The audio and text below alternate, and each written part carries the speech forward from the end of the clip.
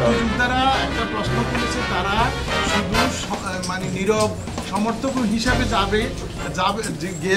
গেছে আগের বারে, এইবার তারা লিড রোলটা চায়।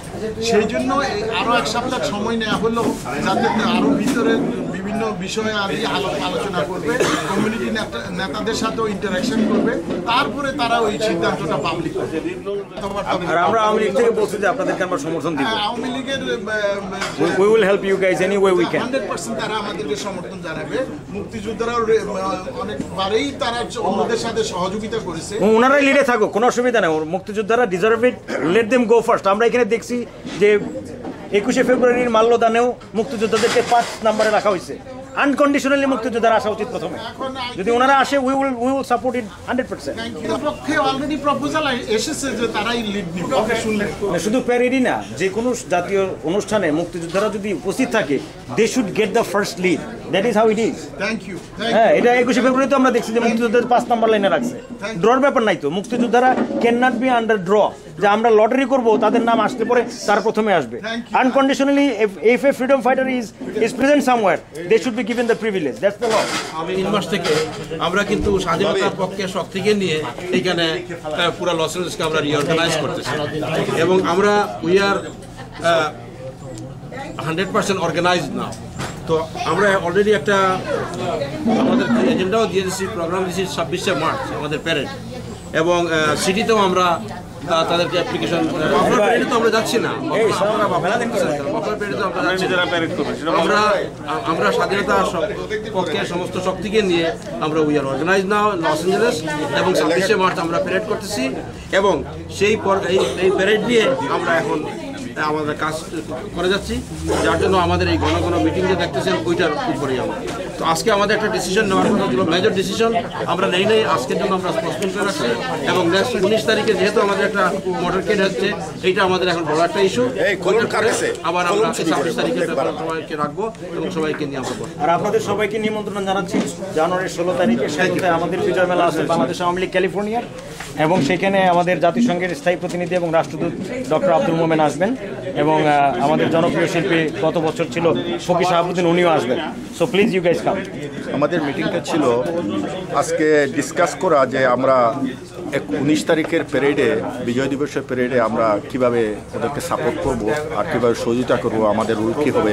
তো এটা আমরা সবাই সর্বসম্মতিক্রমে আমরা এগ্রি হয়েছি যে এটা কীভাবে সুন্দরভাবে যতটুকু সম্ভব আমাদের সহযোগিতা করা যায়, তো এটাই পাস হয়েছে। 2 নম্বরটা ছিল আমরা বাফলার বর্তমান পরিস্থিতির উপরে আমরা কীভাবে বাফলাকে, কোন বাফলাকে কীভাবে যাই কী নিয়ে আলোচনা করি। তো এটা আমরা আপাতত পোস্টপোন করা হয়েছে নেক্সট মিটিং পর্যন্ত, কারণ আমরা বাফলার ব্যবসা বুঝে আমাদের মধ্যে ডিসিশন নেওয়া হবে। আমরা এখানে কোনো ঝগড়ার বা কারো ঝগড়ার পাত্র হইতে চাই না। যে যারা ঝগড়া করে তারা লিডারশিপ নিয়ে করুক, আমাদের কোনো প্রবলেম নাই। কিন্তু আমরা মুক্তি চেতনাকে যেখানে সর্বসম্মত সবাই মানে উপরে তুলে ধরা হবে এবং স্বাধীনতা তাদেরকে সম্মান দেখানো হবে, সেখানেই আমরা সাপোর্ট করে যাবো, এটাই চিন্তা করেছি। আর আমাদের বিজয় দিবস উপলক্ষে সবসময় আমরা সব বছরই আমাদের মুক্তিযোদ্ধা মুক্তি চেতনার ছোটো হোক বড়ো হোক একটা অ্যাপ্রিসিয়েশন ডিনার দিই এবং কথা বলি, এইবার একটু বড়োভাবে করব এই আশা করছি। তবে এটা আগামী মাসে 16, 17, 18 তারিখ এই টাইমে পালাইতে চাই, কারণ আমাদের মোহনভাই আসবে, ওনাকে আমরা রাখতে চাই এটাতে, এবং একটা সুন্দরভাবে একটু বড়োভাবে করতে চাই। এবার এটা নিয়ে আলোচনা হয়েছে, তো এইটা পাস হয়েছে। তো ইনশাল্লাহ আমরা মুক্তি চেতনার যারা যেখানে আছেন সবাইকে দাওয়াত দেওয়া হবে, এবং যারা আমার নাম্বার নাই বা আমার সাথে যোগাযোগ নাই, এরকম আমার মুক্তি চেতনার সমমনা আপনি আছেন এবং আমাদের সাথে যোগাযোগ করবেন। আমরা সবাই একটা জিনিসের সঙ্গে কোঅর্ডিনেট করে এই প্রোগ্রামগুলো আমরা বাস্তবায়ন করব। আমরা কারোর বিপক্ষে না, পক্ষে না, আমরা মুক্তি চেতনা বাংলাদেশের প্রতিটি মানুষের এই আশা করে আমরা কাজ করে যাচ্ছি। বছরের জানুয়ারি মাসের যখন আমাদের মাননীয় ইউনাইটেড নেশনসের রাষ্ট্রদূত এখানে আসবেন, সেই সময়ে একটা অ্যাপ্রিসিয়েশন ডিনার করবেন। আর এই সভায় আরও একটা নির্বাচন প্রস্তাব করা হয়েছে, যারা মুক্তিযোদ্ধাকে ডিভিশন হিসাবে বিভিন্ন জায়গায় তাদের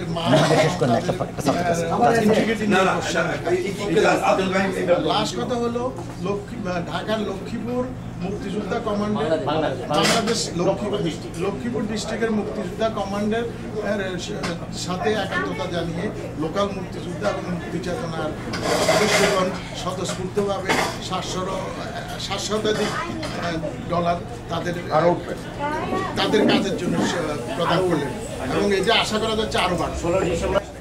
19 তারিখে আমরা এটা মোটিভেট করতেছি এবং এটা আমাদের সকাল 9টা থেকে শুরু হবে। 9টাতে আমরা জমায়েত হব লিটল বাংলাদেশে দেশির সামনে, ওইখানে সবাই আসবে এবং এখান থেকে আমরা আপনার এই লিটল বাংলাদেশ এটা পরিদর্শন করব।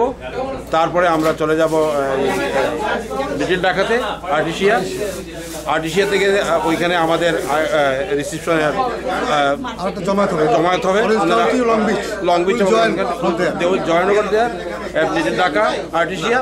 তারপরে ওইখান থেকে আমরা রওনা দেবে, আমরা চলে যাব এই এটা হলো আমাদের ডক্টর মোয়াজ্জম রেডল্যান্ডে। তো রেডল্যান্ডে ওইখানে আমাদের আরেকটা জমায়েত আছে, তারপরে ওনারা আমাদের সঙ্গে মার্চ করবে। সান বার্নার্ডিনো যারা আছে সবাই রিভারসাইড এন্ড সান বার্নার্ডিনো ওনারা আমাদের সঙ্গে মার্চ করবে।